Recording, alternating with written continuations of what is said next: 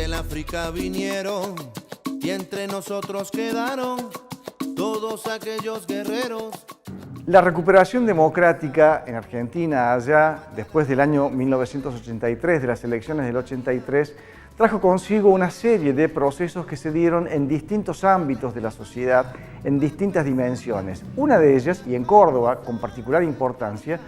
fue el proceso que se dio en el ámbito de la Universidad Nacional de Córdoba, justamente porque veníamos de un proceso en el que la dictadura militar la había intervenido y era necesario todo un proceso de normalización, de democratización del funcionamiento justamente de la Universidad Nacional de Córdoba, la más antigua de Argentina.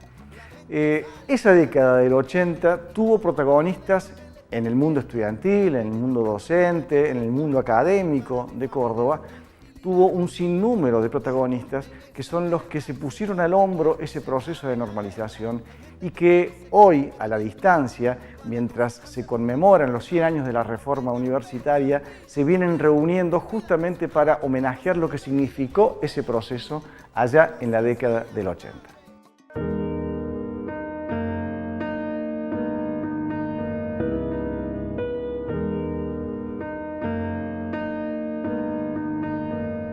Dos encuentros, este es el segundo, el primero lo hicimos en la Facultad de Filosofía y Humanidades, estuvo específicamente centrado en el movimiento estudiantil en los 80, la primera fuerza o el primer claustro, mejor dicho, que se normaliza democráticamente en el ámbito de la universidad a lo largo de todo el año 1983, y va a llevar adelante la elección de una federación universitaria en Córdoba, y a partir de eso se produce en diciembre de 1983, con el decreto 154 del doctor Raúl Alfonsín, el presidente elegido democráticamente, el periodo de la normalización democrática, periodo que abarca técnicamente hasta abril de 1986, cuando se realiza una asamblea universitaria, luego de 21 años, ya que la anterior había sido también en abril de 1965, para dotar a la universidad de todos aquellos instrumentos políticos e institucionales que hacen a la vida democrática de la universidad que hoy, después de tantos años, seguimos sosteniendo. Que entendimos como misión fundamental de la universidad la de preparar y contar con recursos humanos de alto nivel capaces de conducir las tareas específicas para superar la crisis estructural en la que estaba nuestro país. No nos apropiamos de los resultados logrados en esa gestión, eran propiedad de la universidad en su conjunto y en particular fueron producto del colectivo trabajo que desempeñamos en el ámbito de extensión. Básicamente para los compañeros que hoy les toca, digamos, estar en los centros de estudiantes y en lugares expectantes en función de llevar adelante una gestión política en la universidad, más que nada lo que me interesaba era compartir la experiencia. Todo esto fue sobre todo posible justamente por la fuerza de ese movimiento estudiantil y del contexto en el que eso se producía. El 86 no era el 83, o sea, cuando ganamos la universidad después del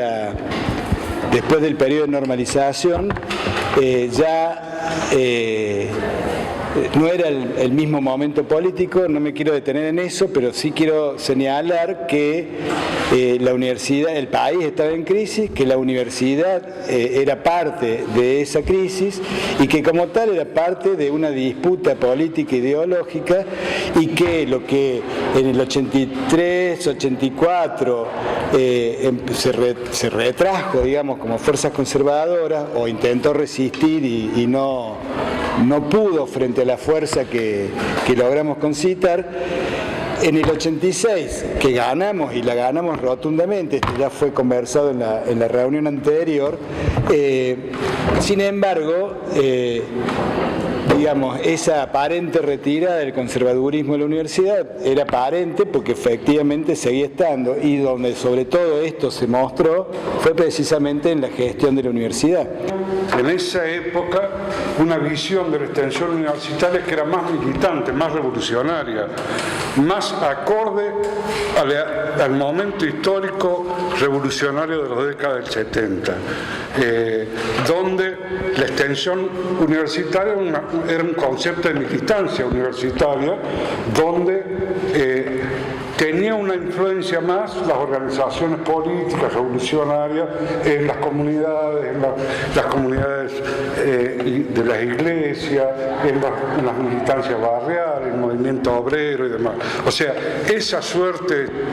de extensión universitaria, que no se llamaba para esa época extensión universitaria o estaba en los papeles como extensión universitaria, era militancia revolucionaria de la década del 70. El movimiento estudiantil progresista se planteó la reapertura del comedor y se la planteó,